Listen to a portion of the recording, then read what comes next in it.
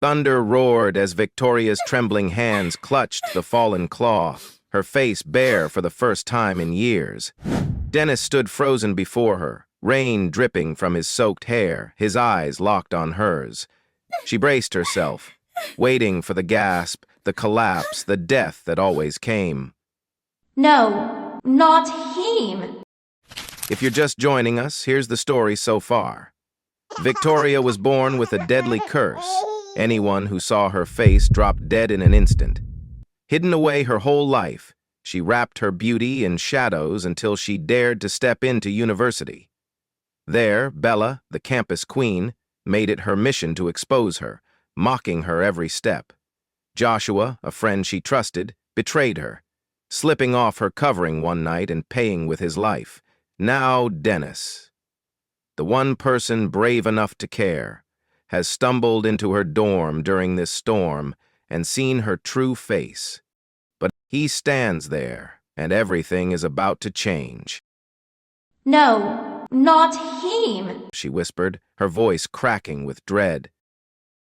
There was a sudden, urgent knock at her door. Victoria stiffened. Slowly, cautiously, she walked toward it. "Who is it?" she called. "It's me." Her breath caught. Dennis. "Victoria! Open the door!" Her fingers hesitated on the handle. "It's late," she said. "You should be in your room. Please." Dennis' voice was softer now. "I need to talk to you." Something in his tone made her pulse quicken. Against her better judgment, she unlocked the door. The moment she opened it, Dennis stepped inside, soaking wet from the rain. Victoria took a step back. "Dennis, you're drenched." He ran a hand through his wet hair, his jaw clenched. "I don't care." Something was wrong. Victoria could see it in his eyes. Something had happened. "What's going on?" she asked cautiously. Dennis exhaled, shaking his head. "I heard Bella talking today. She's planning something." Victoria's stomach tightened. "What kind of something?" "She's going to expose you, Victoria. She's been digging into your past, asking about your family, trying to find any proof she can that you're a fraud, that your story isn't real." Victoria's hands curled into fists. She should have known Bella wouldn't stop. She should have known peace was only temporary. "Let her do what she wants," Victoria muttered, turning away. "People will believe what they want to believe." But Dennis wasn't finished. "She doesn't just want to humiliate you, Victoria. She wants to rip that covering off in front of the whole school." Victoria's blood ran cold. She had always known this moment would come, that someone would push too far, that someone would try to unveil the monster.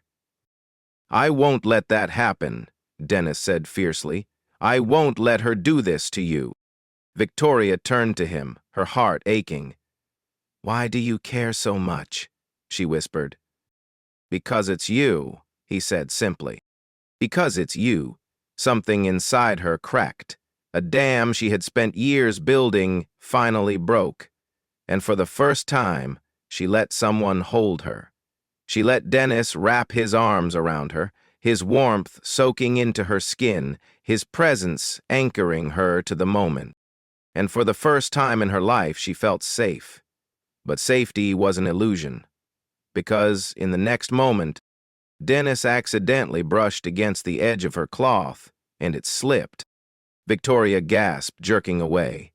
Her heart pounded like a war drum. She scrambled backward, hands flying to her face. But it was too late. Dennis had seen her. His eyes widened, his breath caught. Victoria's world shattered. "No, no, no," she whispered, her voice shaking. You saw." She waited for it, for his body to collapse, for his eyes to go blank, for the curse to take him like it had taken all the others. But nothing happened. Dennis was still standing, still breathing, still alive. Victoria's hands trembled. "Why?" she choked out. "Why aren't you—" Dennis took a slow, careful step toward her. His gaze never left her face. "Victoria," he said softly, his voice filled with something she couldn't name. It wasn't fear. It wasn't horror. It was awe. "You're beautiful." Tears blurred Victoria's vision. "No," she whispered. "You don't understand. This isn't possible. You should be dead." Dennis gave a small, lopsided smile. "Well, sorry to disappoint, but I feel fine." Victoria couldn't breathe. No one had ever survived. No one. "How?" she asked.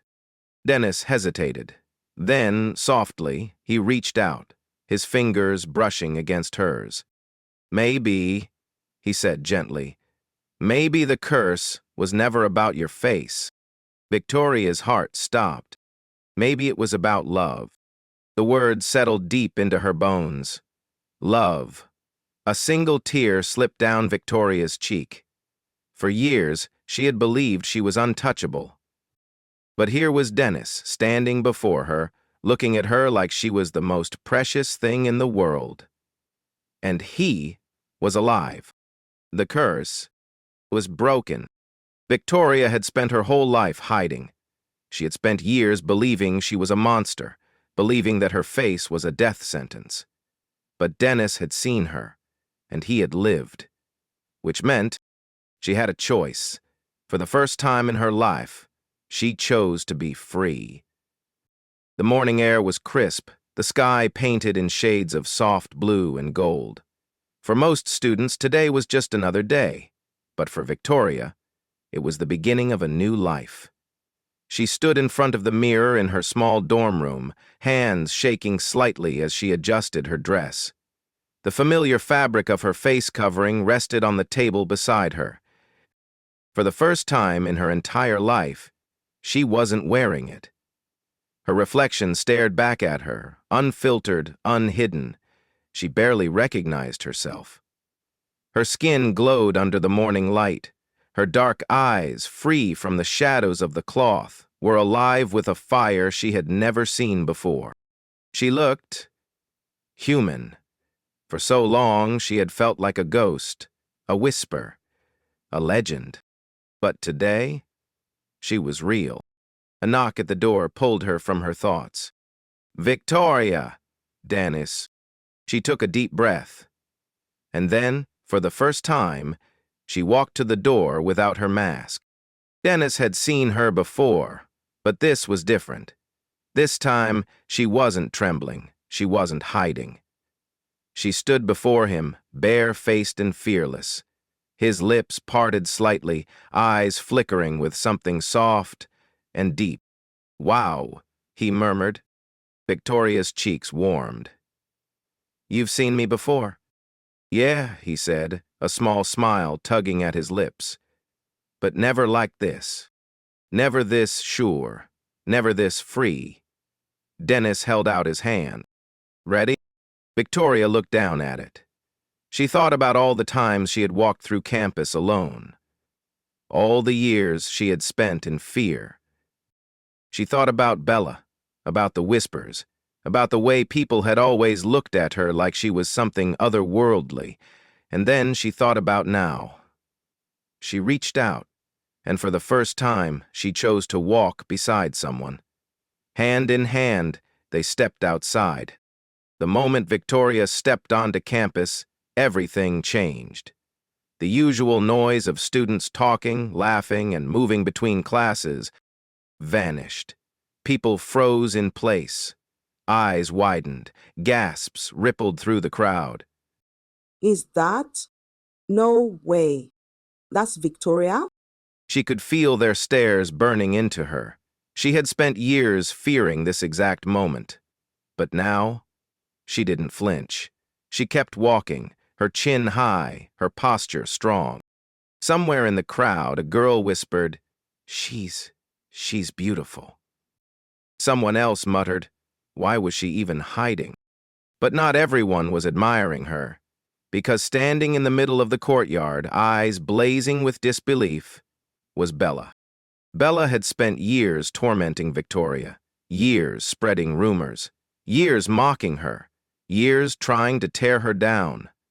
But now Victoria was standing there, uncovered.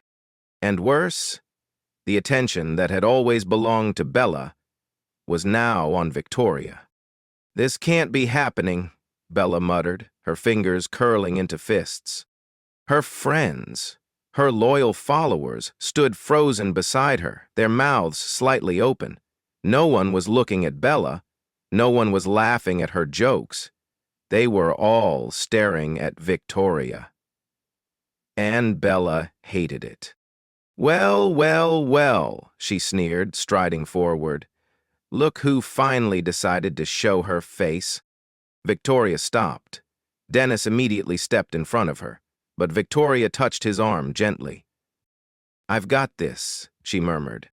Dennis hesitated, then nodded. Victoria turned to Bella. "Surprised?" she asked calmly. Bella's lips curled into a smirk.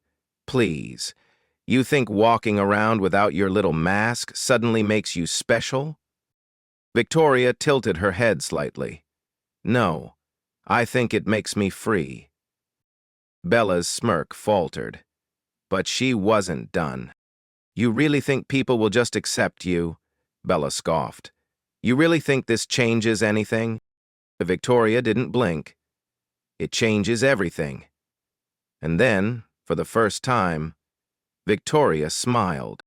A slow, knowing smile. Because for once, Bella had nothing left to say.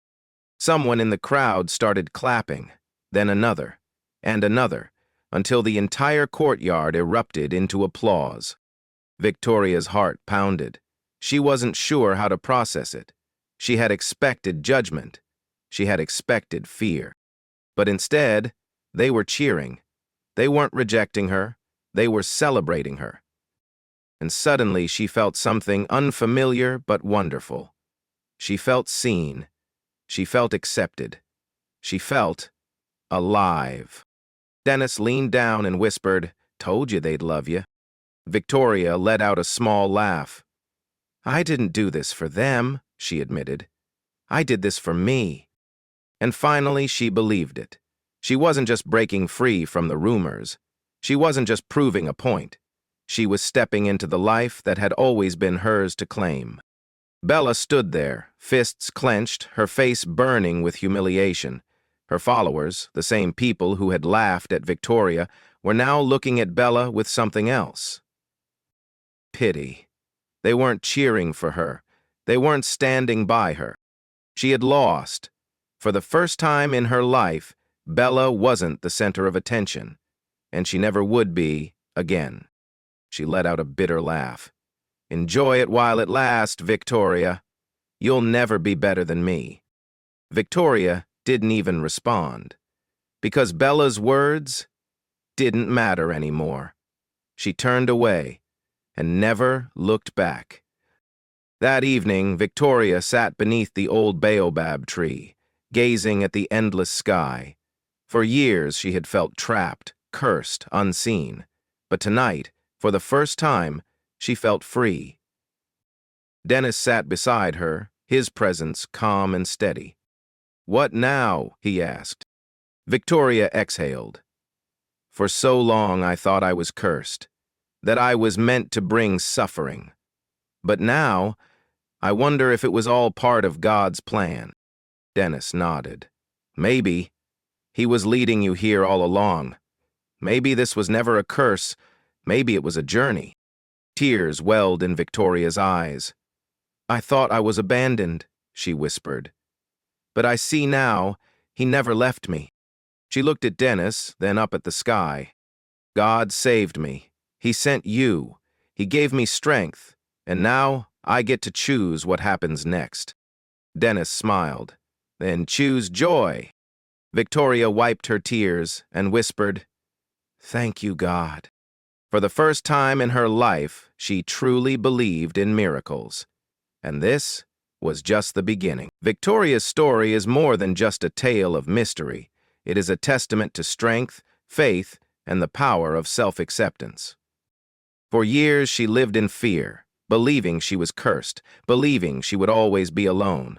But through love, courage, and faith, she discovered the truth. She was never meant to hide.